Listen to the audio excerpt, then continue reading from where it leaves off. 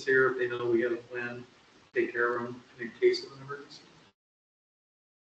I mean, if we don't have one, you know, why are you going to invest, right? Right.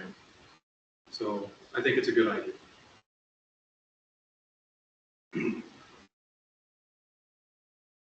And so, Eliza, I'd like to call on you if I could, because if I recall, you had a couple of valuable thoughts in our last discussion.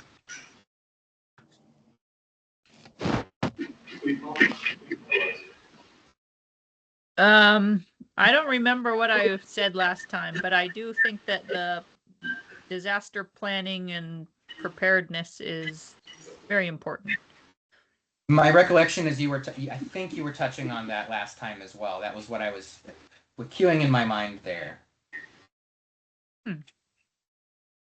Although I'm dealing with a million things this month, and I'm trying to remember going back. I should have looked at those notes I had a little bit better, or written them a little bit better. Listen, folks, so the 5 priorities that I have written right now are business expansion.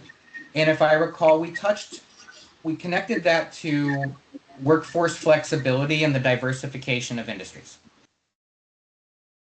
We have infrastructure, both redundancy and resiliency. So essentially mirroring what the comprehensive economic development strategy says.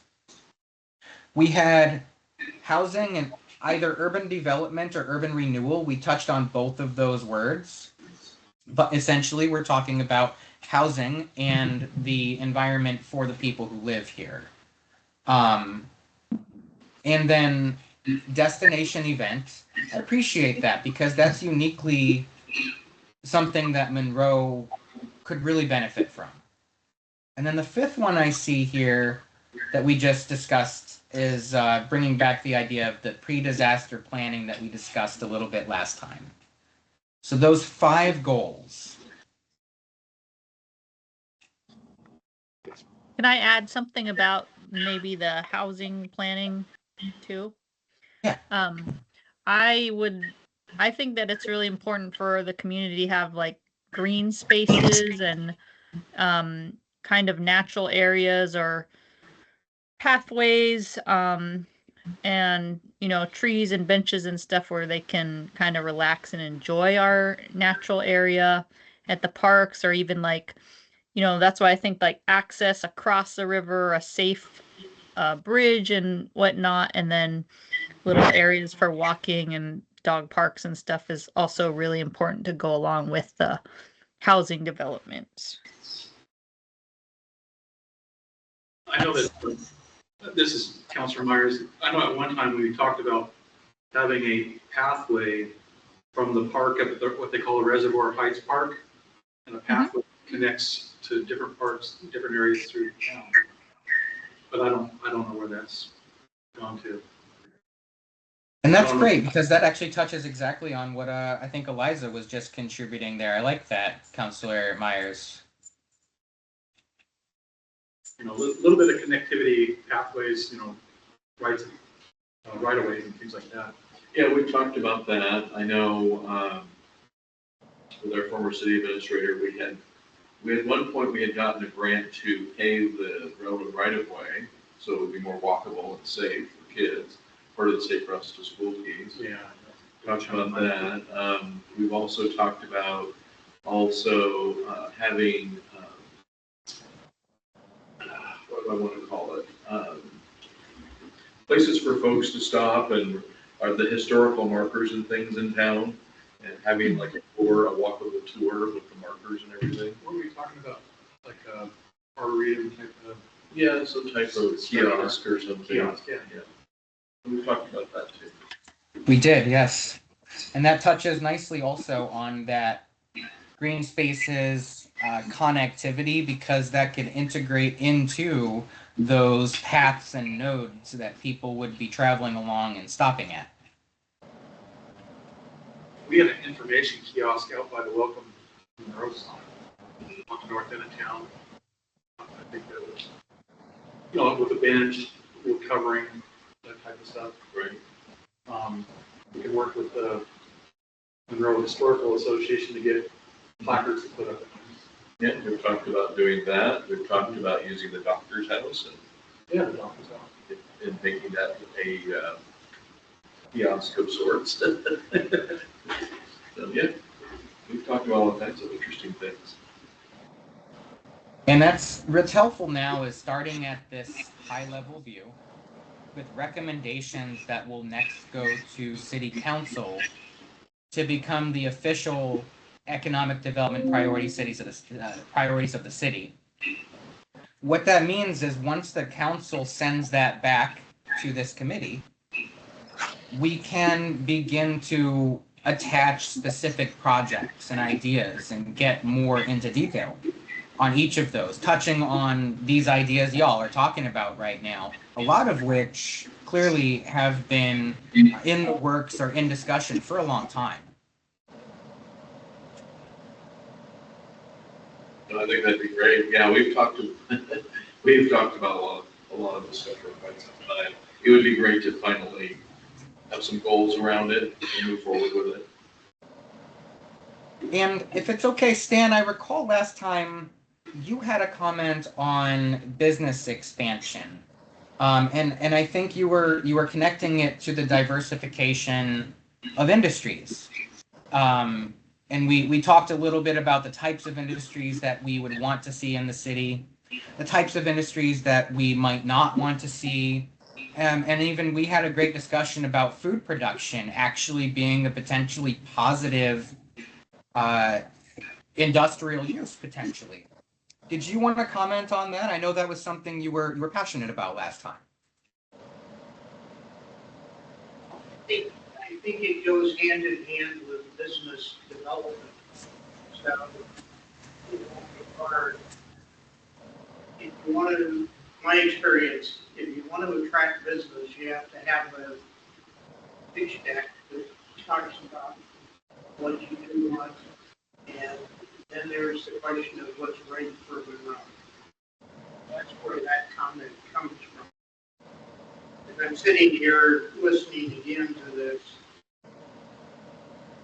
and coupling it back to the destination location concept, we have a lot of folks in and around the city that are in the arts, pottery, painting. We've got a lot of that here, and we've never taken advantage of it. We've never promoted it. We've never really tried to make it part of why you would want to come here. It just, to me, it kind of ties together. Likewise with Eliza's comments, Gary's comments.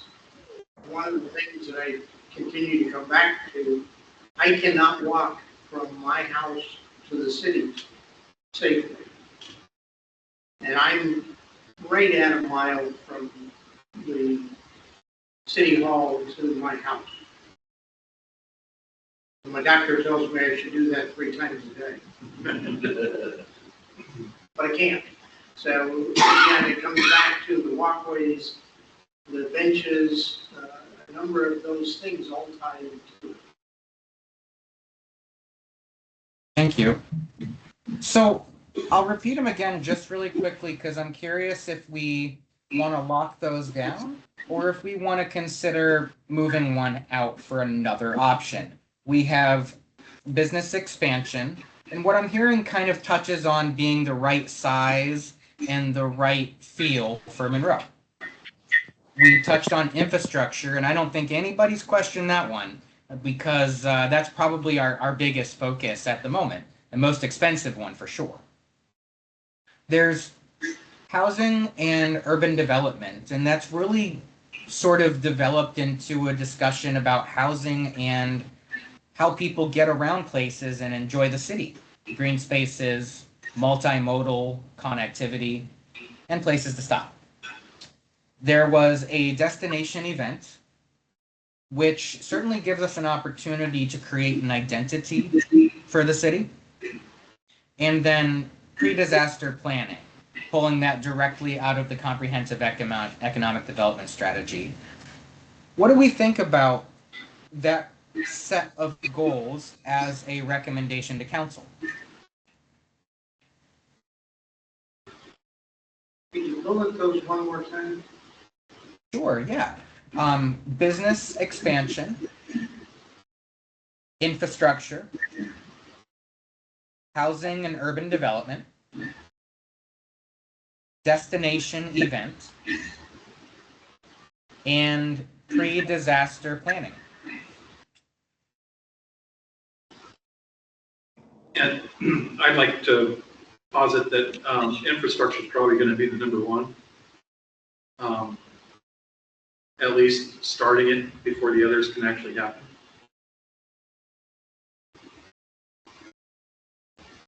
Councilman, I would almost argue that, I know, it's kind of one of those, yeah, without revenue, without income, we can't do it. it's really hard to get the infrastructure. So I guess the plan would be like business expansion within the limits of what we have, with business expansion hoping to go bigger once we can increase the infrastructure. Yeah, exactly right. And then to touch on that, we discussed last time that you need about 30% of your city to be commercial or industrial in order for those uses to pay for that expansion of infrastructure that we need. So it does go directly hand in hand, like a chicken and an egg almost. Yeah, and you've got to get commitment from business as part of getting the funding for the infrastructure. I have a question, is it business expansion or is it business development? Good point.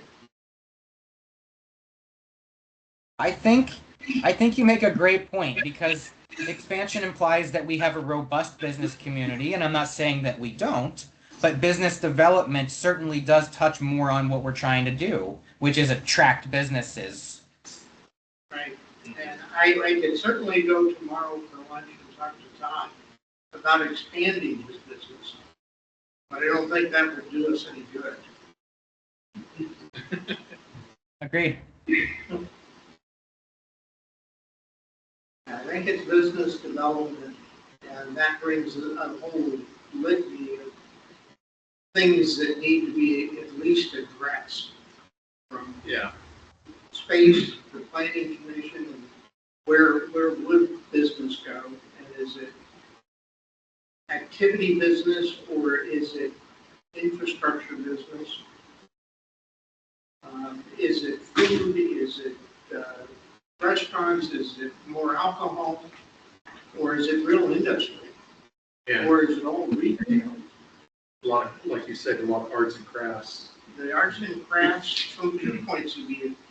You know, I've talked about it for years now, but arts and craft in learning and teaching, and arts and craft as a product yourself, retail.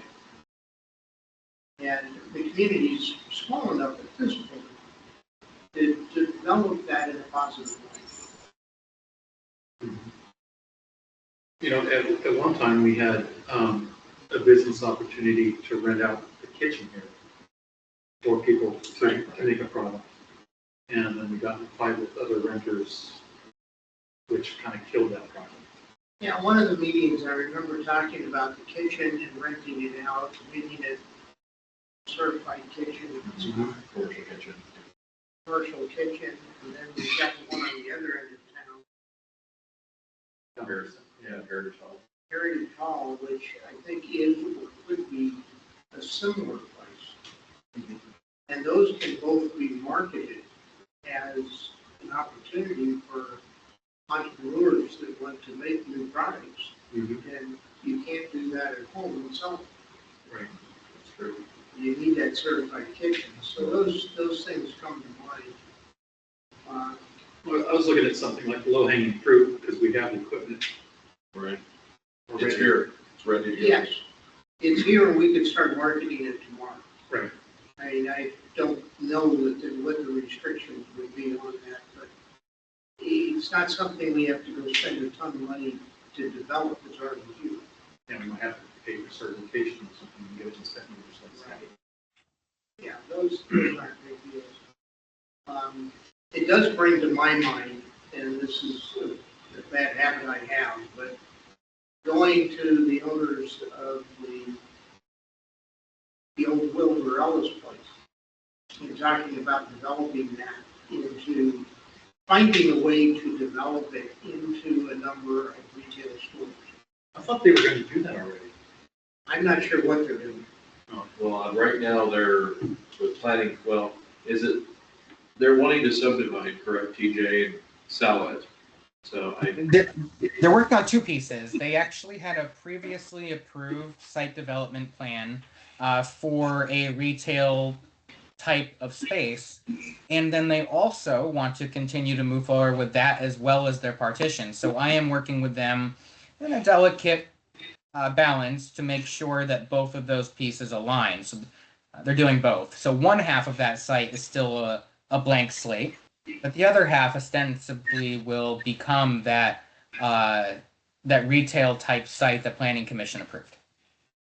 Yeah, part of the difficulty of that, and a discussion that I think needs to happen, you can take part of that and go forward with it, turn it into retail with the sandwich shop or the food truck. The food truck is. That side of it, you can do that.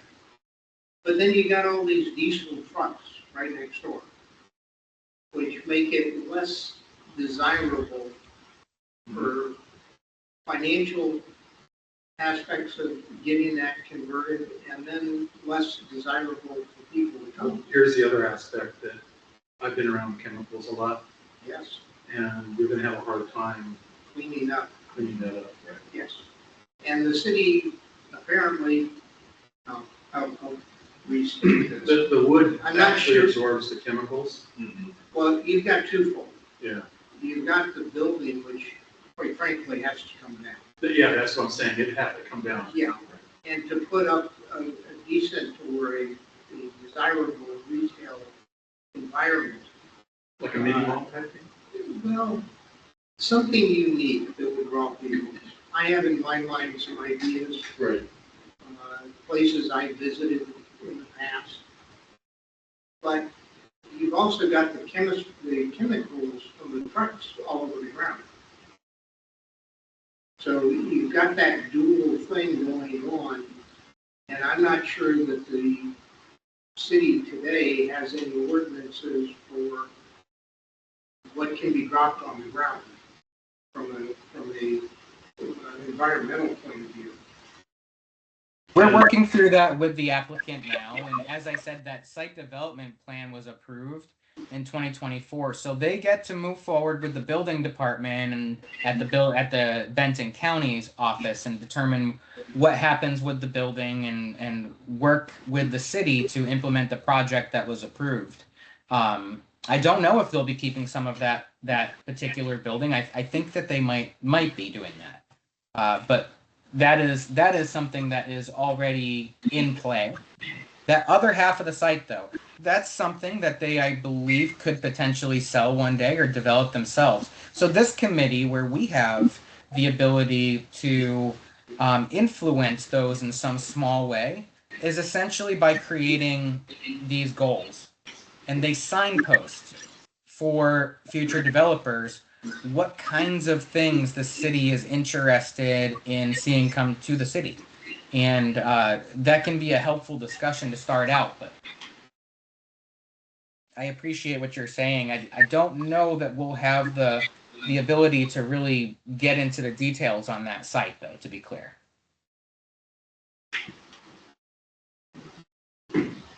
So I wanted to mention, you mentioned the whole destination, location, event piece.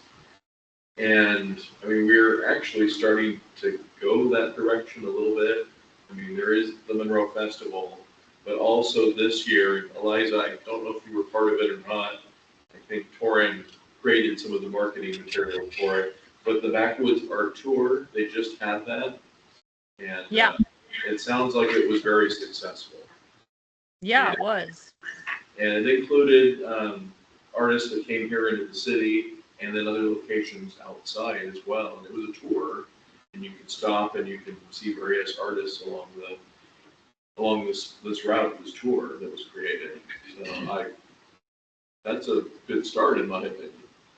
Yeah, that was just started by the private small artists around the area who wanted to do that. And they kind of collaborated with a bunch of different businesses here and Heritage Hall to do a really cool little map that people could go around in the area. And I think it was really well marketed and it was well attended and people really liked it and probably would love to do it again next year.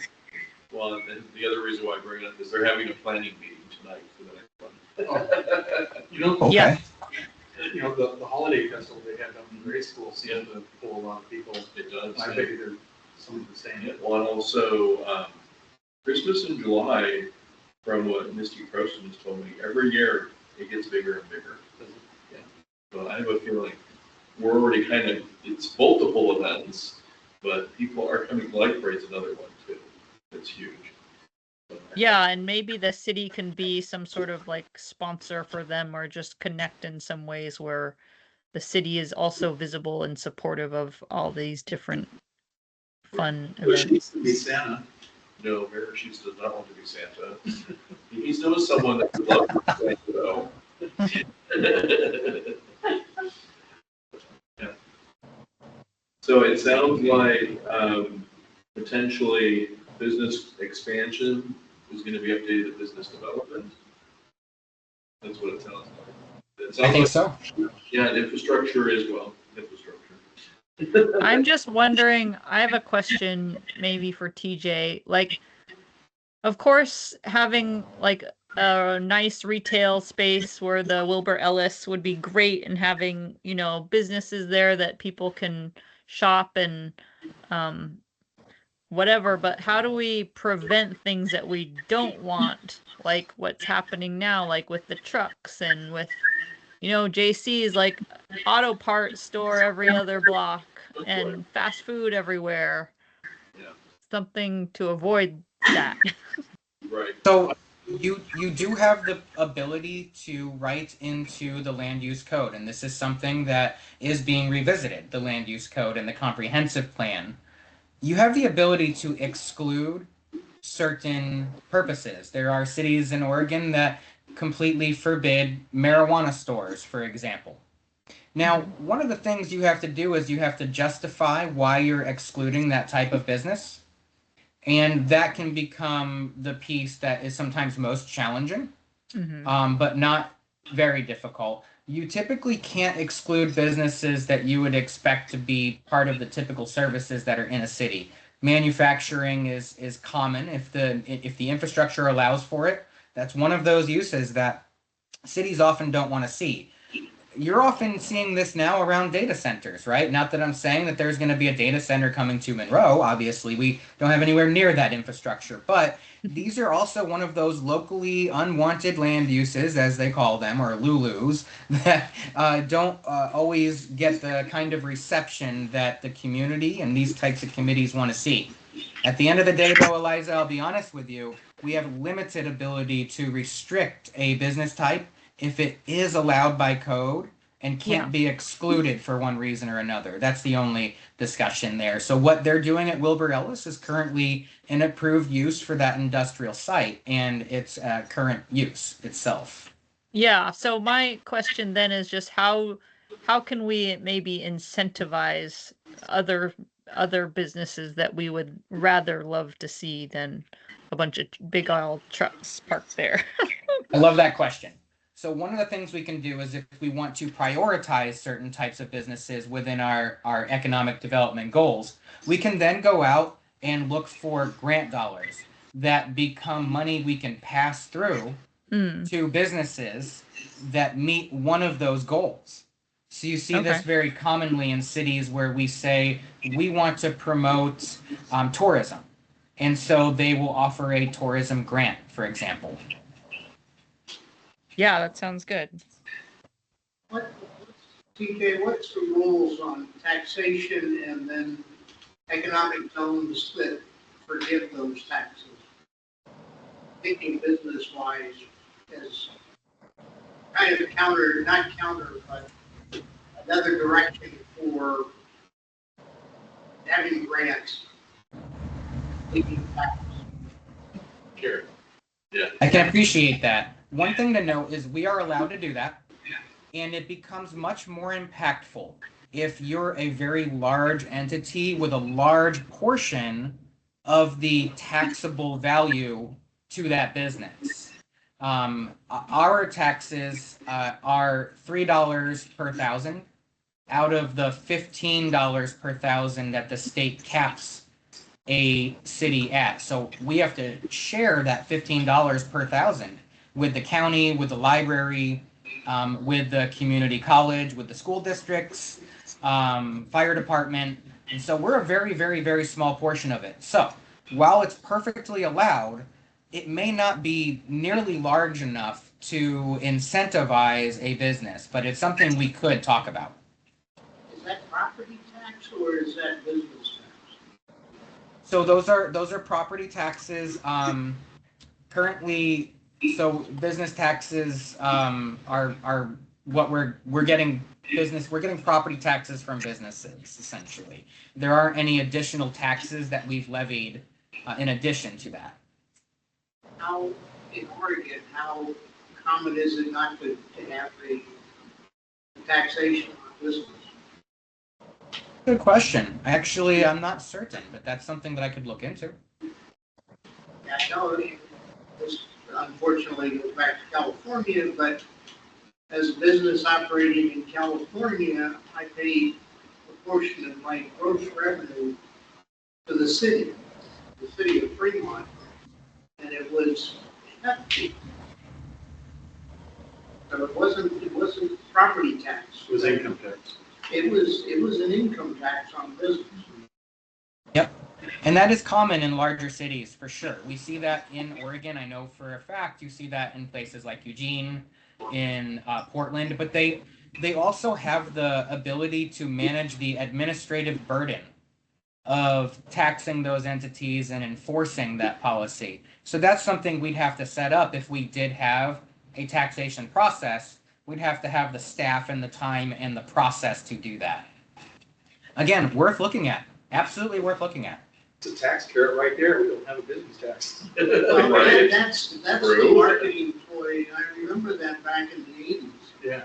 In Fremont, there wasn't a business tax.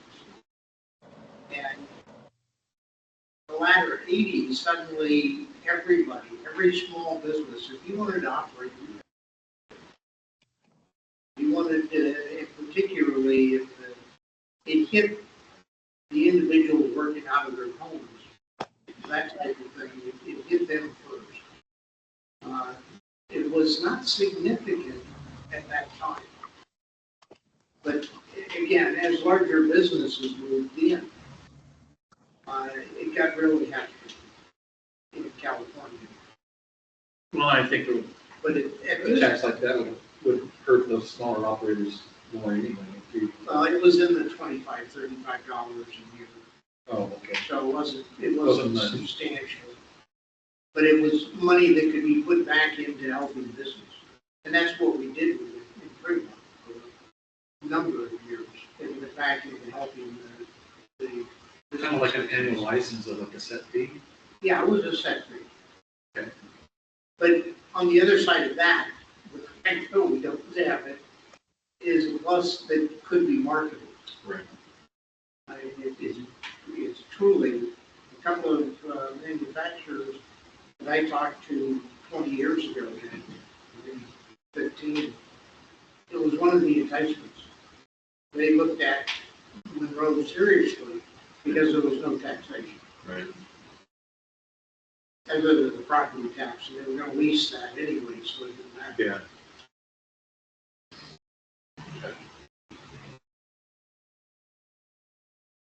So if there are any other revisions or recommendations, are we ready to bring these at a high level to City Council for their approval of those goals?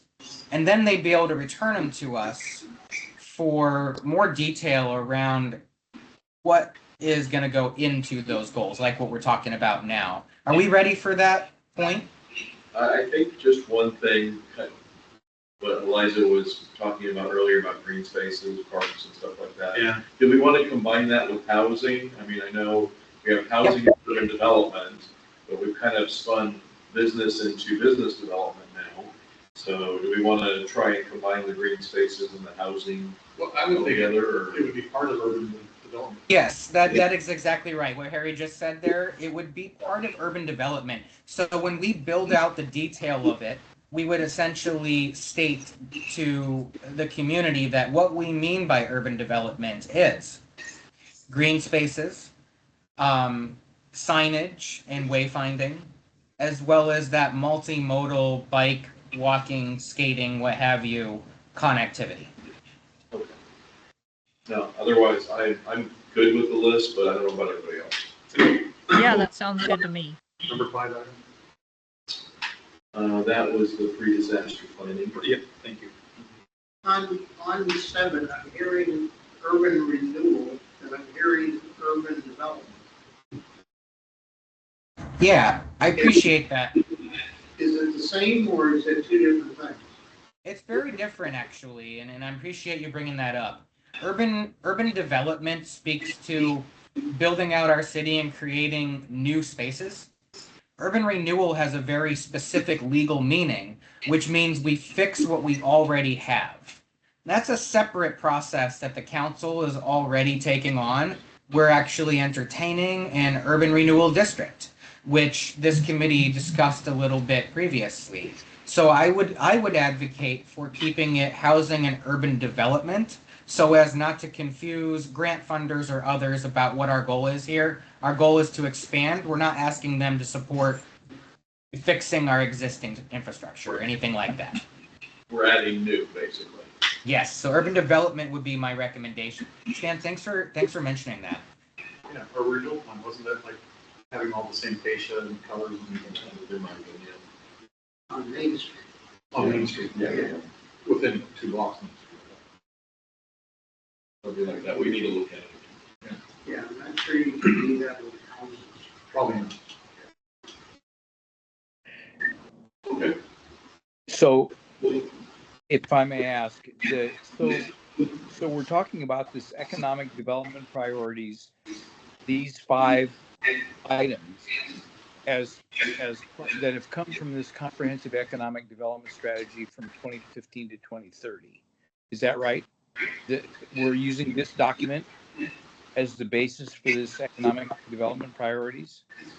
Precisely. Yes, because we live inside of the larger boundary that this comprehensive economic development strategy encompasses, and aligning our goals with that SEDS, with this document, helps us ensure that we're more competitive for grant funding and other economic opportunities that come from the state and federal government. Okay, so you've gone through this previously, and can we individually get a copy of this Yes. document? And you know what? I don't think you were joined us, but I think you were joining as a citizen. I would think that was the night you were appointed, so you probably didn't get a copy of this. For the benefit I did of not. Yeah, no worries. I'm gonna go ahead and actually put this in the chat as a quick and easy way to get it in front of you. But I will also make sure that we have a copy of what was printed last month available for you at City Hall. Okay, so I can pick that up at City Hall. I'd love to. Thank you.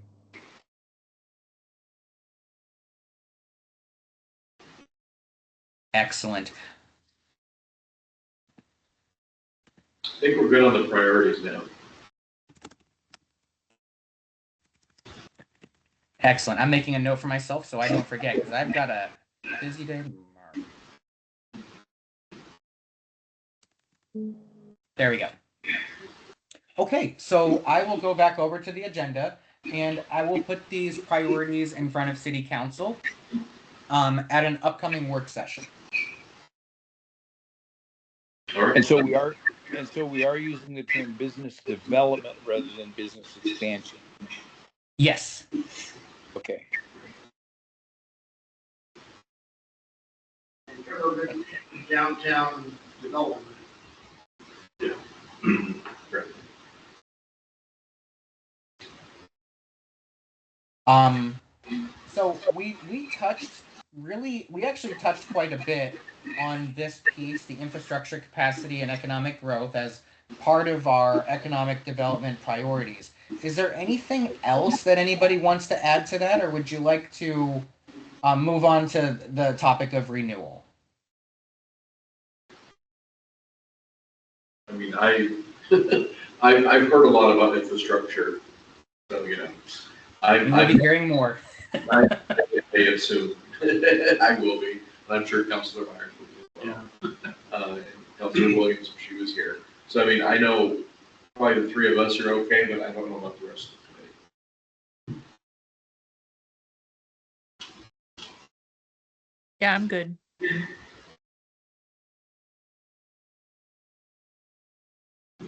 Urban renewal and downtown development. So this Okay. is just touching back. Oh, was there another comment? I'm sorry. No, I'm just agreeing that I had enough of the other.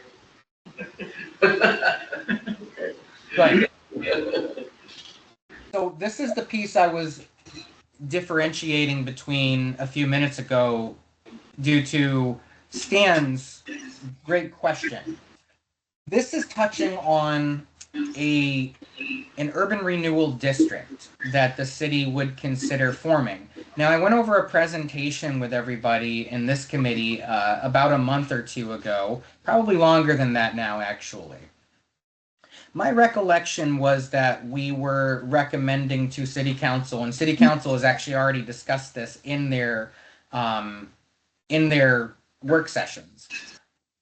What this means, of course, is forming a separate entity that lives alongside City Council. It has its own budget, it has its own board, and the council is currently discussing whether or not they want to serve as that board or appoint other members who would serve as that board. The one thing I wanted to ask you all about tonight is your recommendations or thoughts on that. That's really the only piece I wanted to touch on for urban renewal.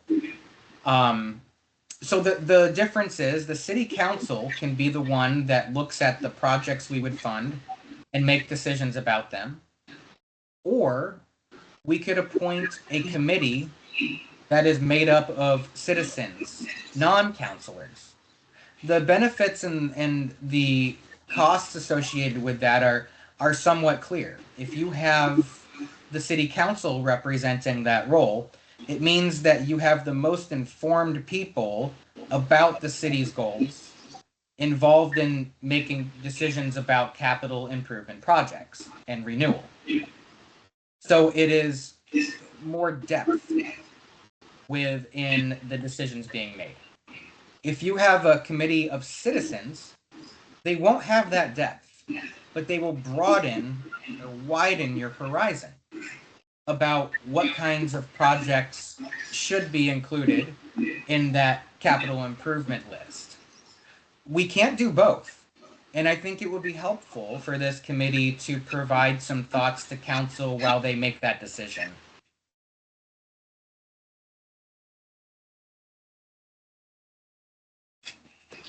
How do you have two that work? How do you have both of them and get where you're trying to go? What's the difference between the council doing it and the citizens doing it? One second here. It might be helpful if there's one particular slide I can return to very briefly that I think could be useful for this.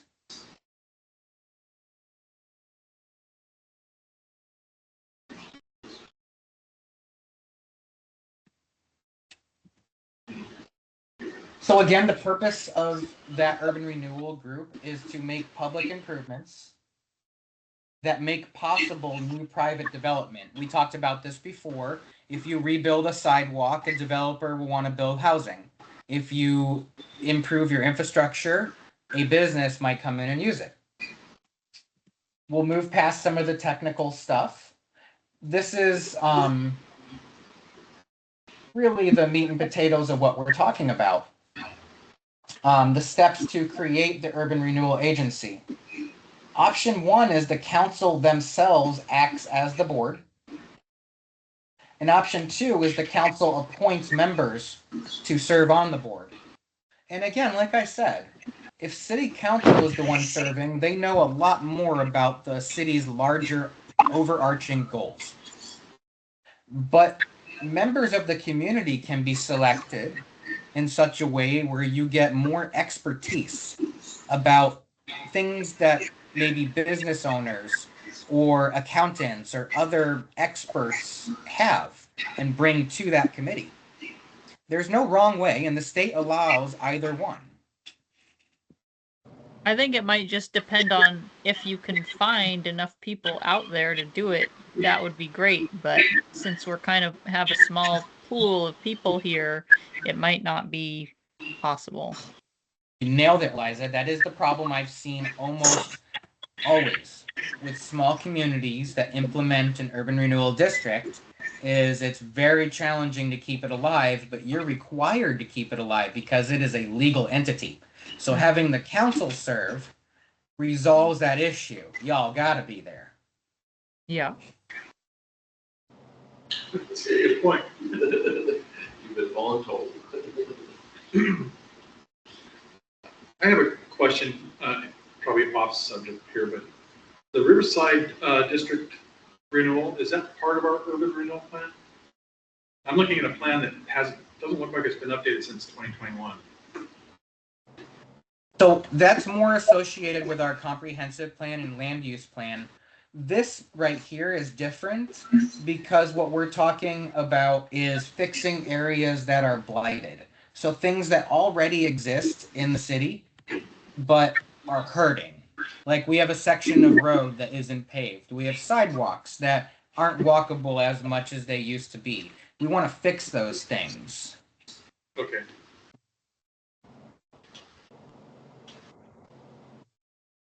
I thought since the park was involved in that, it would be part of it. But, yeah, I think sidewalks are a big issue. Especially, I think it's kind of a liability. And I don't know if you noticed, but the curb style outside of City Hall is different than a lot of the curbs around town. Mhm. And that was done because it's easier to maintain the one. Cars aren't going to bump up against it and break it. And I think we need to make a decision whether that's going to be citywide or not. Right. What the standard will be. You know, Absolutely. I think it's easier. People on bicycles can go from the street to the sidewalk. They have to get out of the way of traffic. I just think it's one step for renewal. It's not the only one. Right. I mean, I know we have some gravel roads, and we're not even treating those gravel roads. We used to have an anti-dust agent sprayed on those roads. We haven't done that for probably 10 years. No, they're still doing it. No, they just sprayed it the other day. Yeah, I was gonna say I was pretty sure I had them out there Well, doing good, it. because Yes.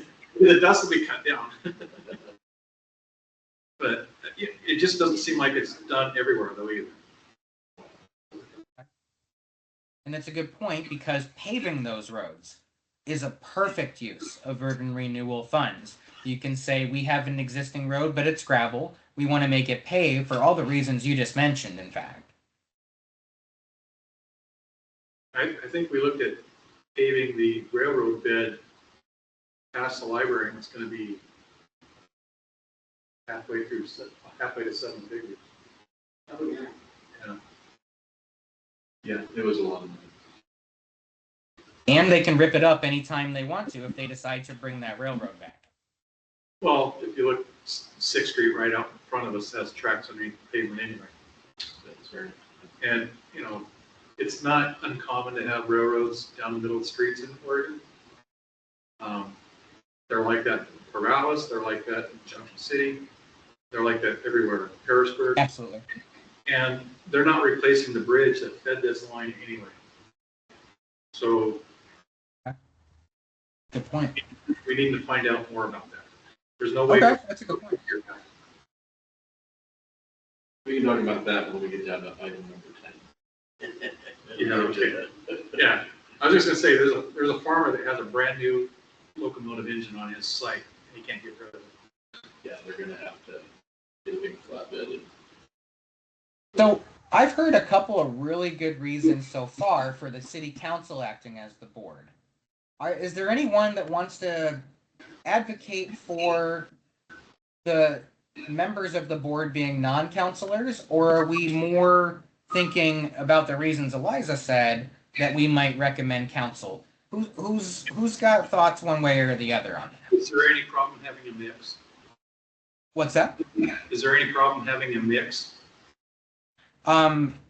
Typically you don't have the mix because it's either one or the other. I could research a little bit and see if there are cases where you have one or two counselors sitting on that board, although it makes it a little challenging because then the decisions would be referred to the council. Okay, I see what you're saying. Thank you. So, The only problem I see with it is how much more can we pile on the council right. and get anything done? I mean, it's usually hard to find council members, let alone anything else. So, my fear is that if there's one more thing, like even the economic development process, the attendance and the activities that can be done take time. I'm not advocating for one way or the other, I'm just raising the concern. So I'm kind of torn, but, and Eliza, to your point, I understand, trust me, it is very difficult to find folks sometimes for various committees or things that we want to do. But I think it's really important that the citizens and the public have a buy-in on this. I think they need to be involved. I know it would be tough finding people, but I mean, that's kind of where I'm at. If we add the council and have maybe 3 or 4, If we can do that, I don't know if I still think it's like we have council here, we can. Right. you know, at least me, there's 2 of us actually. Mayor. My thoughts are that if you very often when you invite the public in, and being a member of the public, I have to respect my own position just a little bit. But when you bring members of the public in who do not have some experience in these kinds of decisions, you end up doing a lot of mental jump roping, and that's counterproductive. And the purpose of this whole thing is to accomplish the ends.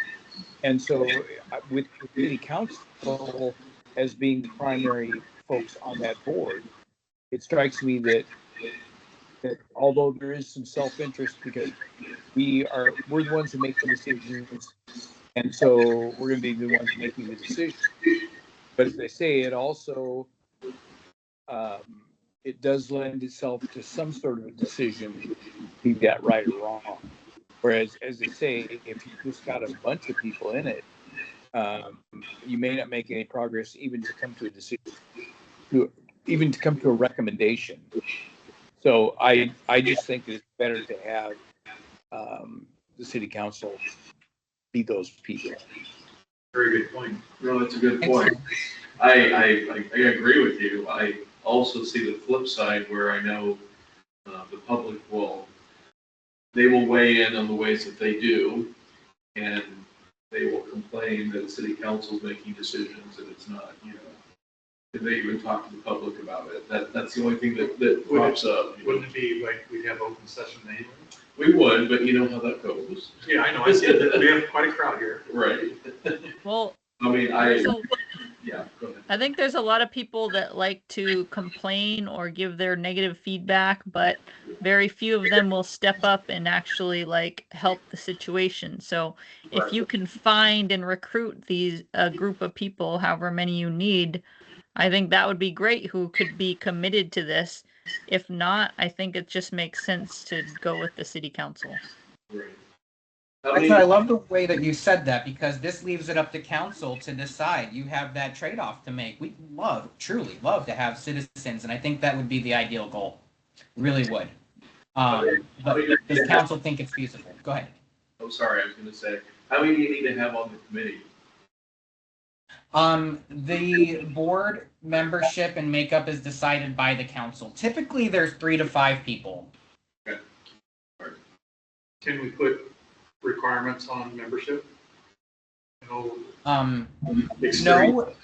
No, there's no requirements like you must live in this place or that place.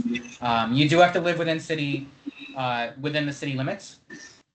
And of course, if it were the council, it would be all 7 members of the council, right? So it would be a slightly larger committee than we see. Most councils are like closer to 5 or so. But no requirements on number and no requirements on who or how they get appointed other than being appointed.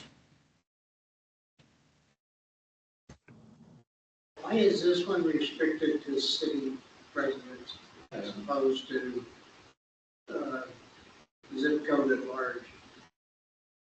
You know, I will check on that. And my recollection is that that is a requirement, but I don't know that for 100% certainty. I'm relying on fairly certain memory. I'll look into that, Stan. It's a good question. And I'm thinking, since the planning commission is beyond the city limit, I would think the renewal could possibly be that way as well. The only reservation I have about saying that that might be so is that you're creating a legal entity with its own budget that acts very much in the way that the city council would, but specifically around development projects for urban renewal. Typically, you need to be an elector or a member of the city to make decisions about the finances of the city, just like the budget committee itself. I think that's the operative reasoning, but I will check on that. Yeah, that obviously makes sense. Yeah. Okay, I could see some fiscal tie-in to the city, Yeah. not necessarily citizenship, but Well, but everything has to be approved by the council anyway. right. sure. So we'll, go ahead. I was just saying, one of the loopholes to it was the planning commission. But this goes back to what you said, community will have to be created, so that may limit, may have limits to it, as to what's beyond it. Or perhaps putting the city council member on it would address that. Absolutely. I'll find that out because if we are able to go outside of city limits, that certainly makes it much more feasible to have a board made up of community members. But if it's inside city limits, that might be a lot more challenging, just as we found with Planning Commission. So on next steps, what I will do is we will take this discussion and all the feedback that we've received tonight to council so that they have a robust set of recommendations and thoughts and ideas from each of the members that spoke. Thank you all all of you for having a different thought process and contribution to this. Council will use that information to make their determination. All right. We ready to move on to the next item? Yes, sir. Okay. Capital projects update. So I'm going to, I think what I'll do is I had asked for this to be put on the agenda, but if there is any questions, I'd be happy to answer questions. I don't have a need to bring up my information and presentation again. I think this is really squarely with the Planning Commission at the moment. Are there any questions about any of our infrastructure projects that anybody would like information or clarification about? I know we've talked a lot about it, so that's why I'm not going into it unless there's specifics. Aren't you getting ready to go out to bid for the water piece of it? Yep, Thank you for asking. So we have our water modernization project as well as the water intake. Those are two separate but interrelated projects that will be guided by our 1135 Technical Advisory Committee that's meeting on the 20th. So I will be preparing the draft of a request for proposal for both of those elements and presenting those to the 1135 committee, which is made up of subject matter experts, including engineers and environmental experts. And then once they look at that and feel that it is ready to be released, it will be put onto the Oregon Buys website so that engineering firms can apply to become our engineer for those projects. That's for the water intake, right? The new intake. Yeah, so we have the water intake because the level of the river will drop after the dam comes out. And then we also have our water modernization, which is to address the TTHMs in the water that we're pulling out of the river because of all the organic content. And so it's two separate projects, but they are related. And are we looking at sand filter versus the membrane? No, there won't be a significant difference in the type of filtration, other than the fact that we're going to be getting away from membrane. I don't think we've decided specifically on sand. What we will do is we'll have that engineer as the subject matter expert make a decision in coordination with the Oregon Health Authority and their engineers on what is the best type of filtration system that we're going to adopt and approve through the state. Thank you. It might be sand, to be honest with you, but I don't know. So, remind me, where are we with the lift station? With the what? The Lift station. The lift station. Yes. So the lift station, currently we have the one single lift station. We have not started to look at funding that project yet, nor looking for grants yet. We'll be getting through these two RFPs and grants first, Right. and then that'll be our very next project. And that also has a couple of pieces attached to it. There's the lift station.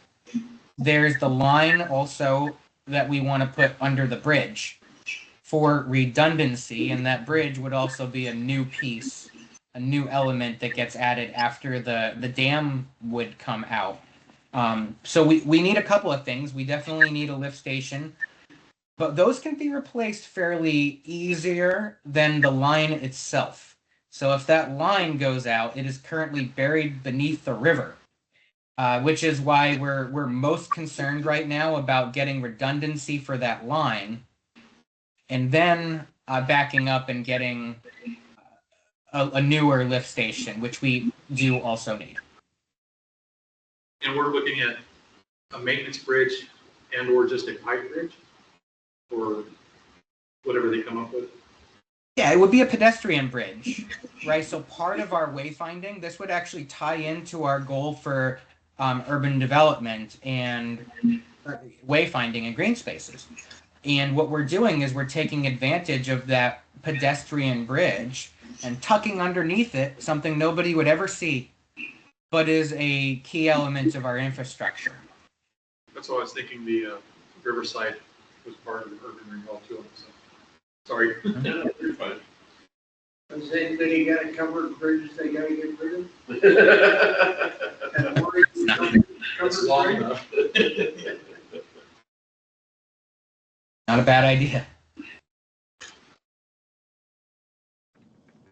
Any other questions on infrastructure?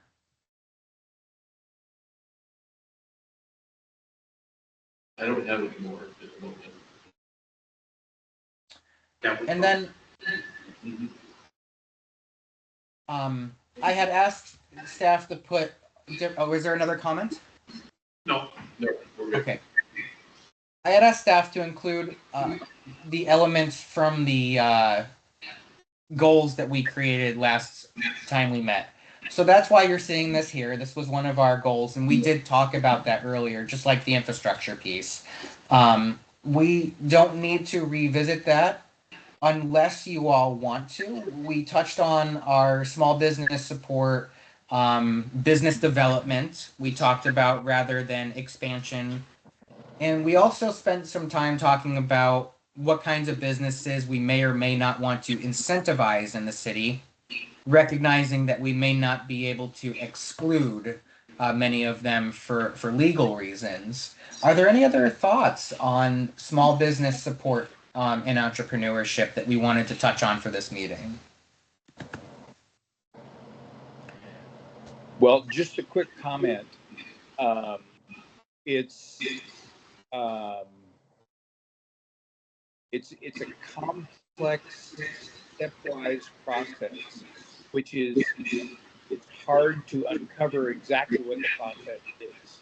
And if it were readily available in a step 1, 2, 3, 4, 5 kind of setup as to whom you need to speak, what kind of permits you need, what kind of this, that, and the other thing that you need. And if that were on the website, that would be quite helpful and much appreciated by people who come in to expedite things. I completely agree with you, Lance. One of the things I actually talked with Cheryl about this just last week. One of the things she was asking about was, what is that business license for? Where does it go when I submit it? And I couldn't comment very well on that because that was something that was recommended, I think, by our city administrator and then brought to city council and approved. But there are some pieces that we want to attach to that, which would include absolutely, where does that license go? What do we use that information for? And why are we asking for it? Right now, our one and only process is a one-sided form that says, what is your business, what is your name, and what are you doing? There's no fee for that form, so it's not particularly egregious or challenging to get done. But I think the frustration could be, why am I doing it and what is it for? And I think that's a fair question and something that council could revisit for sure. Well, and the other piece of that is that you say it's for data collection, it's for information, but those things change, and that gives you a window, that gives you a 1 day, essentially a 1 day window, the day that the form is filled out. That gives you a 1 day window as to of information, whereas businesses mutate all the time and can change their focus, can change their location, can change their 2 employees to 6 employees to 10 employees. And as I say, to have one window, gather data for 1 day serves a purpose for that day, but it doesn't in the long term provide the same thing, in my opinion. I 100% agree with you, Lance, 100%. And the other thing to mention is that the Labor Department for the state of Oregon already collects that information at a granular level, and you can actually go onto the QCEW website and look at all of the businesses that exist in any municipality or county or statewide in real time. And those changes, in fact, need to be reported to the state. So you or the city or anybody else has access to that data. So your point's well taken, very much so. And that's something that the council will revisit. So I do know one of the reasons for the business license has come up a couple different times. We have temporary businesses come in, or they have an event, and that's purely so the city is aware of what's going on. I know we had it's been a couple, 3 summers ago, we had a kid that was going around town selling school books. So we had him go ahead and fill out the business license, and there there were people that were clearly complaining online about it, but at least the city knew, and, you know, that's an important thing, you know, to be aware of what's going on. We had the fireworks stand, so that's another thing that we definitely need to be aware, the city needs to be aware of that. So I mean, temporary situations and events, it is useful just so the city's aware of what's going on. Absolutely, and those do remain on file, and we are able to refer to those. And I will say, sir, you're absolutely right. We were able to reference that business license requirement and remind them that they needed to resubmit that form every single year, so that we do have that updated information about their operations, especially since they need that fireworks I'm talking about. That fireworks stand needed to also get permission from a couple of different state agencies. And I did quite a bit of work, as you know, figuring out what they could and could not legally do on that site this year. A business license did help with that process. This may not be a valid question, but is it really a license or is it a permit? It's neither, to be clear, because the city could not, if it wanted to, stop a business from coming into the city unless it were expressly prohibited in our land use code, our comprehensive plan. So we've talked a little bit about that tonight. We've also talked about the challenge of doing that. But there's no fee attached to it, and it's neither a permit or a license. It's really, we call it a permit, but it's really just a registration would be a more appropriate term in my understanding of it. Yeah, that makes more sense. That is interesting. And again, I refer back to experience in other places, but I'm aware of permits, business license or business permits required in order to do business in a community. Mm-hmm. And to hear that it's not even required, it's not a legal situation, that does make it interesting. You're right. I could When I was bring I could bring anything. I mean, I won't go into a couple of thoughts at the top of my head, but you can literally do anything here and just tell the city to, don't worry, I'll take care of it. Absolutely. The city, any county as well, has the legislative authority to require a business license. Now, you can't stop a type of business, but you can say all businesses that operate within city limits must submit a business license. And oftentimes there's a financial element to that. I'll give you an example. When I was in Tillamook County, there was a proposal to start a business license and require everybody to pay $30 a year. It wasn't very well received that there was a financial element to it, because people struggled to see what administrative burden they were paying for at the administrative level for the county. It did not pass, although they do still have a registration type of system, similar to what we're doing. I guess that's why I asked the license or permit. If it's a license, I assume I have to pay for something. If it's a permit, it just means I'm registering so that people know I'm there. The fire department knows I'm there. The services that I get, the police department. But if I'm doing pyrotechnics, somebody knows that's what I'm doing. Yeah, that makes sense. But I also agree with Lance. And I've gone around this circle myself for 25 years. How does it work in the ground? And I don't think we yet got a strategy or a plan or a map that provides that information easily. Yeah, I agree with you. It needs a connection to something else, to other things. And I think council can revisit that for sure. But without the financial element, it doesn't rise to the level of concern that I've seen in a lot of communities where they're asking, why does this exist? It's really just as simple as filling out the form. And we don't have a way to enforce whether or not somebody fills out the form, or know, really, if a business has established and not filled it out. It is truly on the honor system. So those are a few of the other elements to our permit or process right now. Just as a thought that comes to mind, if that doesn't include expected traffic and parking requirements and such, I think it should be considered. Oh, it is. Yeah, Yeah.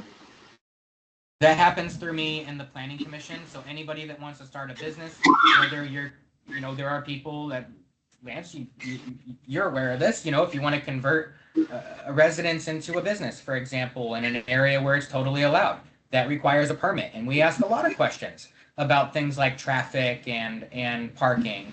And that also goes for commercial sites that are intended and already permitted for that purpose. That already happens.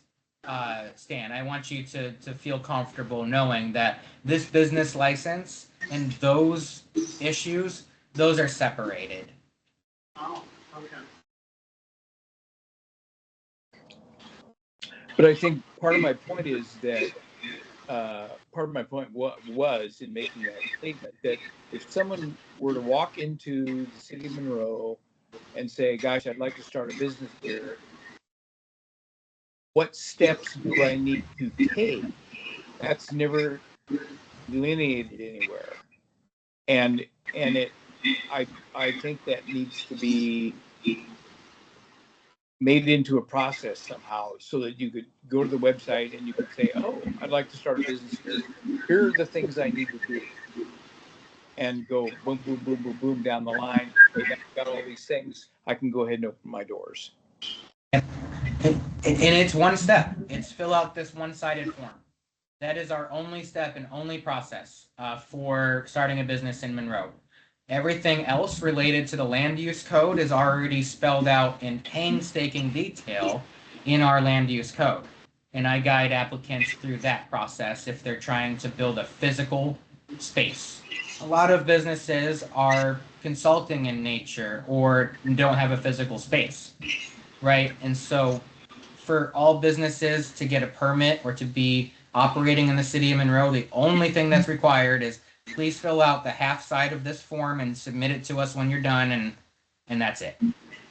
So so where is the land use code? Is that accessed by way of the website, or is that state? Or it is our land use code, and that's, I attach it. Like, for example, when I go through each application with the applicant, I attach it to the email. I make sure that they have it accessible as a PDF. But yes, it's on the planning tab of our website, along with the city code and the other documents that are there. And I know that Cheryl knows that document very, very well, because I think knows maybe the parking section by heart, maybe better than I do. Okay. But what you are saying, CJ, is that if I pick up the license part, it doesn't tell me that here are the additional things you need to go sort out. It doesn't tell me I have to contact the planning commission.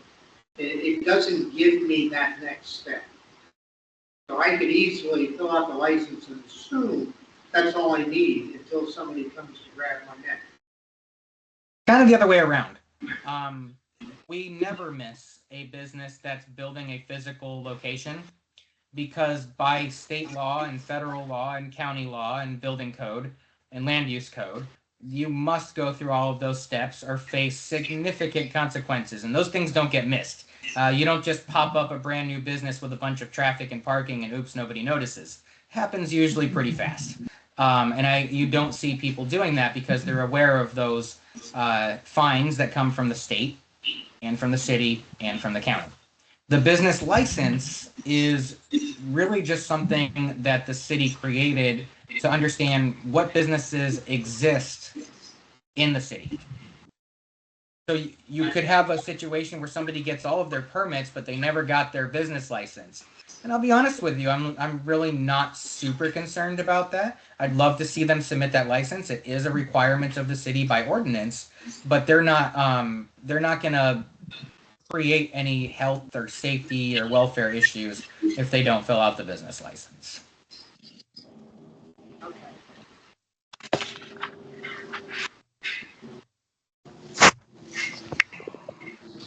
Okay. Okay. Go ahead. No, I was just gonna say that that is actually pretty much about it. Other than the fact that we work with Planning Commission directly, and I work with the applicants and our engineer on all those steps. So it's just very much disconnected, the two pieces. Okay. I think we're ready to move on to the last agenda item. I hope. And that item is the Gateway Park. I believe this was added. Do you want to kick that off, Mayor Sheets? Yeah, I'll kick it off. I know a couple people here have expressed interest in talking about it again.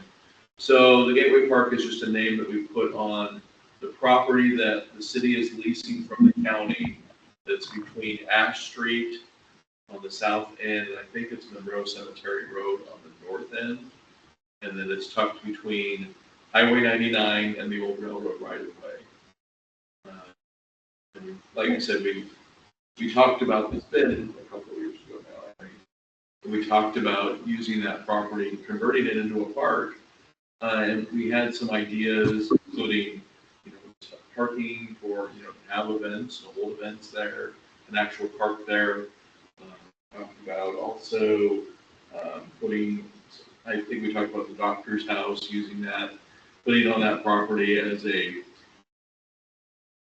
kiosk of sorts for folks to stop by and check out what's going on in Monroe. I think we're kind of circling back on this because there seems to be some interest in doing something with the property. Yeah, so there's a zoning issue, and I don't know that we can do everything that we're thinking we want to do with that property. So we may have to look at the lease agreement again, just to make sure what we can and can't do.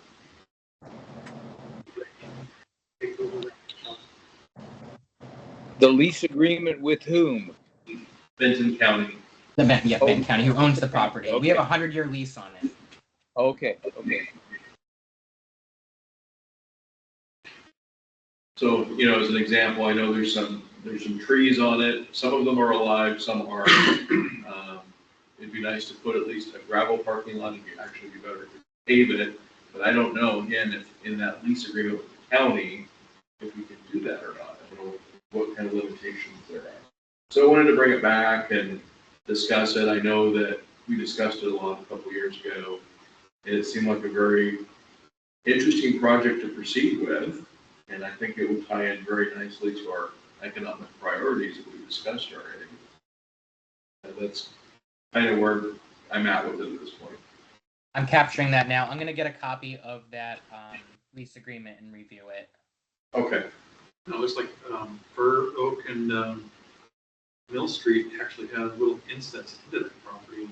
Oh, okay. It's just that we've never developed them because we didn't have rights to cross the railroad. Right. Correct. And I don't think that we actually do at all, because that's rail banked. That's the word I'm looking for. Yeah. But yeah, it does go to Cemetery Road.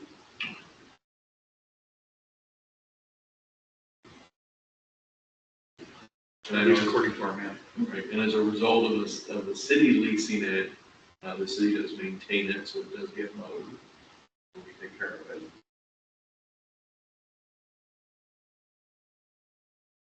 I'm not sure if I really love the idea of having another gravel parking lot right now.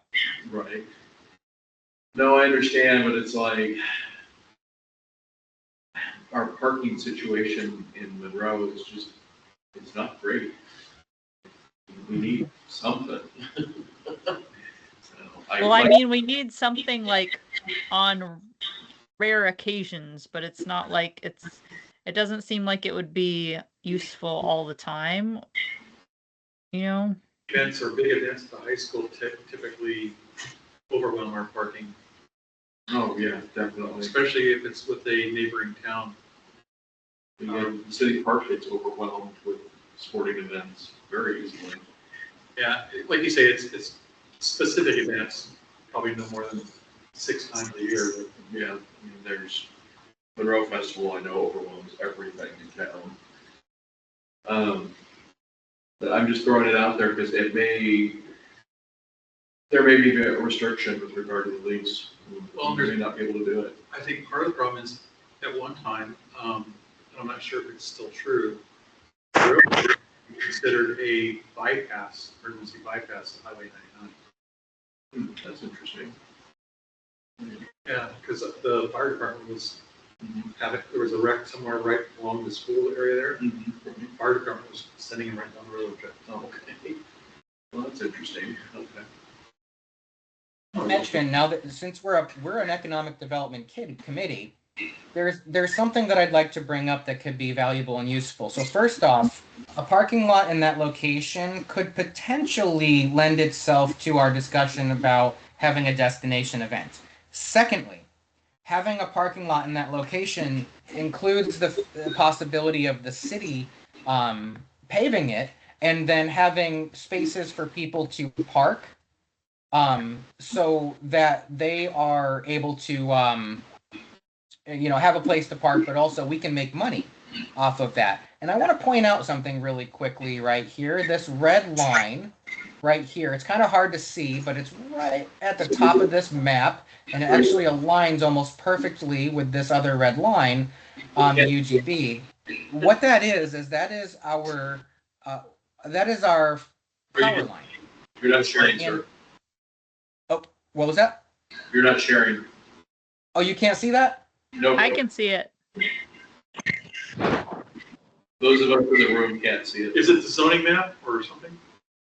Oh, it's the capital projects map. The one that's, you guys can't see this. What are we doing on the screen, Leslie? Can you? Let me see if I can find it. Capital projects map. I haven't touched anything. Oh, that's okay. So, I guess it's not necessary. It's not totally necessary to do the show and tell, but the purpose I'm trying to make is that there is a high voltage electricity line where we could actually have solar panels and also electric car charging stations. And that would be very valuable along the 99 corridor, where people are going back and forth between Corvallis and Eugene. So it touches on the event destination. It touches on also making revenue on a piece of property, which could be valuable for the city. Yeah, I like that idea better, and I would like if it was more paved and kind of like intentional park space, park and parking, where you could like walk on that trail too, maybe, and have, I don't know, just make it a little nicer, not just another gravel lot. Yeah, and the only reason why I mentioned gravel is because it could just be done fairly inexpensively. It could be a temporary, Look at cheesy. and then, then we get the money to pave it when we have Yeah. it. That's the only reason why I said it. I gotcha. Go ahead. Are they gonna pay for the maintenance on it? Yeah, not only could they go to the parkway to the north of them, but they can also go into town. Right. It would help us to have more retail on that end of town, because I don't know how long it takes for someone to charge a car. If it's fast charger, what is it, half an hour? Depends on the car, half hour to an hour. Okay. Yeah, so I mean, That's enough time to spend money in Monroe, isn't it? all the way to Denmark. Yeah. So I began on the charging station piece, because I actually went to a Main Street conference a couple years ago now, and I actually talked to a couple mayors and one city administrator, I think, over on the coast. And I don't remember which communities they were off the top of my head, but they said their biggest challenge with the charging stations is maintenance. So if something happens and they break down, they struggle with getting someone to come out and fix them. Or the other flip side is you can train your city employees to maintain them, but then they can't get the parts. So you have to keep that in mind too, because it's not free. I mean, if we charge for it, that would help cover some of the cost of maintaining them. But that was just something that those folks expressed to me. That's a good point. Isn't there also leasing options on those? Yeah, there probably is. I mean, there's, Tesla's got them, and I know that there's others as well. I mean, I do like the idea. I've been advocating for charging stations Well, since the city had the gas station. I know Diamond Lake Resort has put in 4, Oh, wow. and I plan on being up there in a couple of weeks so I can follow up with. Okay. And that would largely be a layer on top of, where most communities start is they would want to potentially pave the parking lot area and then charge for all of the spaces. Right. And then a layer on top of that would be at some later date, potentially, adding electric car chargers if the economics work out and your parts aren't going through the Strait of Hormuz, right? I mean, that way you know for a fact that it's going to be okay. Right. Understood. But just to be clear, I'm down for it. I just making sure it works for the city is the primary thing. You're absolutely right. Solar charging, that sounds fun. Okay. So it sounds like this is still a viable discussion topic here. So my charge, what I will do next is I will request a copy of the lease from Benton County. I'll check with Dawn to ask if we have a copy somewhere. She may be aware of that. I don't know if we have a copy, though we should. If we don't, I will acquire it. I will read it. I will interpret it, provide you with a copy, and give you my thoughts to kick off the next discussions. Okay.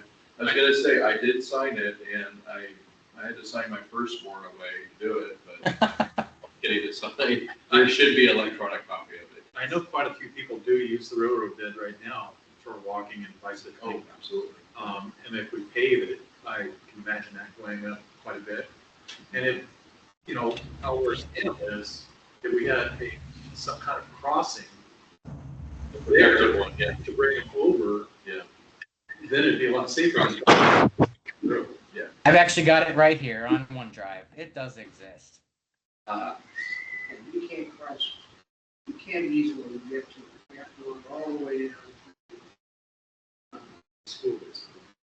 Or Well, you either have to come up to the other side, Mhm. or you have to go down to the cutoff, No alcohol. outline cutoff, Yeah. to get on the. Yeah.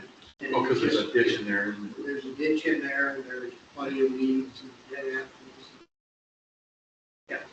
Yeah, lots of good stuff. Okay. So we have a lot of latitude in this agreement. Okay. We're allowed any kind of improvement that we want, except for the fact that we have to maintain all of the improvements on our dime. They can't extend beyond the leased property unless it's on our own property. But other than that, they do not restrict us, with the exception of insurance being required for any potential use that we want to have on that property. And we must submit a report to the county on a 5-year basis, letting them know what we're doing with the property and any changes that have been made within that 5 years. There's also some pretty good verbiage about if we damage the property or create any problems for the site. It's currently land, so I couldn't imagine there being any significant damage, except there being maybe to a parking lot, which of course would be ours. There's no other verbiage in this document that says there's something we can't do. Hazardous materials handling excluded, of course, but Right. other than that, we got latitude. I have a question regarding the railroad bed. Why is the rest of 6th Street and all the way through the school not considered rail bank? I think that was all separate from, It is. that was separate when that was all abandoned in the 30s. I think that was a whole separate matter. It was still rail bed when I moved here 30 years ago. Yeah. No, it is railbed, and you can ask a current developer who wanted to put some housing back there if that's true, right? The whole railbed, all the way including 6th Street, all the way up to the park, All of that is rail banked. And even though, as Harry mentioned, they may not intend to replace the bridge or other connecting pieces of that, it is still rail banked and it can still be reactivated by either the federal government or the current owner slash operator of that former railroad. So it is, and it creates issues for a lot of developments right now. See, it cuts all the way back through the school past that. Oh, yeah, I know. Well, we just, whatever improvements that the city decides to do, we just, do it on the railbed. I mean, except for the pave, having the railbed paved, that would be so nice. I wouldn't even It'd be a lot easier Sixth to Street walk. going all the way to Pine Yeah, that would be really nice. We could do that. The county has actually on their website a document stating that they scoped out a project for biking all the way up to, I think, Corvallis along that rail bed. And we could actually coordinate with them on paying and funding that pavement if we ever wanted it there. Now, it's clear that if the railroad ever got reactivated, it would be ripped up. And that's actually echoed on the park portion of that lease agreement because the rail bed goes through that. That being said, though, it's a risk that we could take together with the county as it's something they want to see too. That would be so awesome. And I think it's something that has tried to go through for a long time. I know John Graydanis was working on something like that. But that would bring a lot of people to Monroe or through Monroe too, because there's a lot of cyclists active in this area. We were looking at it over 10 years ago, and I don't know why it got dropped, but it'd be nice to have that rail bed all the way up, and I think some of the farmers have already reclaimed some of the land. Yeah. Yeah, there is that. And they were also talking about using the spur that goes out to Whole Oaks Oh, yes. as a way of mountain bikers Yeah. riding up there to hit the hills. So Yep. there's a lot of development we could do with trails that way. Yeah, that would be great. And y'all, I want to touch on this again. Our housing and urban development expanding into things like green spaces and multimodal connectivity means that we're telling the county and grant funders at the federal and state level, this is something that we want to invest in and that we want to do. That's much more powerful than just saying, we're going to write a grant because we just thought of it. And so what we did tonight really does lend itself to making that more of a reality. So I know, and Eliza already touched on this, John Graydanis, he was working with the Safe Routes to School, and he got part of that. He worked very hard, and he got part of that actually implemented to the grade school. And he was trying to get it for the rest of, all the way up to, I think it was all the way to Alpine Cutoff is what he was working on. So I mean, I'm just history for you, throwing it out there. Maybe an option, I don't know. But I know John tried. Cemetery to Alpine Cutoff. Well, we know who to tap for the next steps. One of the issues you will have on that being a pathway, the farmers are quite concerned about the trash and the potential of cigarettes getting the foot down, transients, starting fires on their field between here and Quebec. And that's, they're very vocal about that. On the Gateway Park, is there anything in there that talks about wetlands? Because right in That front talks about what? of wetlands, There's wetlands on it. is it prohibited from being used in some places? Because there is a property right across the street that's not buildable. Yeah. Everything on the west side of the railbed, there's some wetland, big wetland. Yeah, I'm just raising it to be one more thing to look at, because if some of it can't be rock put in or something else, we need to know that before we start too far down. Right. You're absolutely right, Stan. So that's something that we would manage through our coordination with both the county and the state. If they're on the national wetland inventory, then we would have to work with the federal government and the state. State wetland inventory, we just work with the state itself. But in any case, if you are going to do anything that affects a wetland, you must mitigate that impact by law. Right, Yeah. right. I think we already had to do that on some of that stuff. Yeah, well, I know we have a developer that get credits. Yeah. I have a feeling that the wetland used to cover where Highway 99 and rail bed was, and it was just filled in back when people didn't care. Right. Probably. So, I mean, be interesting. Oh, yeah, definitely. Okay. I could almost swear there's wetlands near mine. Matter of fact, there are behind the library. You guys can't see my map, but they're actually on my map. We do have wetlands there. Oh, here we go. We can see it now. Oh, can you? Okay, great. Yep, so I believe this is where the park is right here, if I'm not mistaken. Yeah.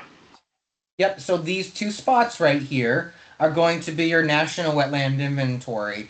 But what that means, though, is you could absolutely activate other areas without impacting the wetlands and potentially keeping those wetlands as areas that are more for people interacting with the environment, the walkability, the nodes, things like that. You can absolutely avoid those easily enough.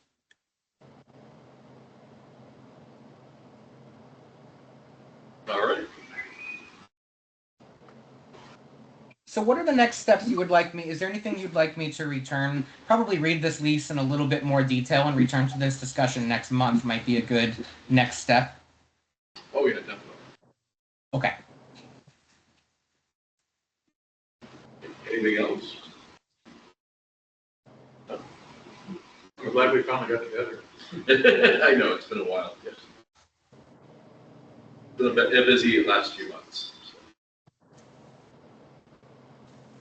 So. Okay, TJ, I guess that's the main thing. All right. Okay, anything else? Anything else before I adjourn us? Not from staff. Nope. Okay. All right, I'm gonna go ahead and adjourn us. Have a good evening, everyone. Thank you very much for Good being night. here. Good night. Have a good night. Bye-bye. Okay. Okay.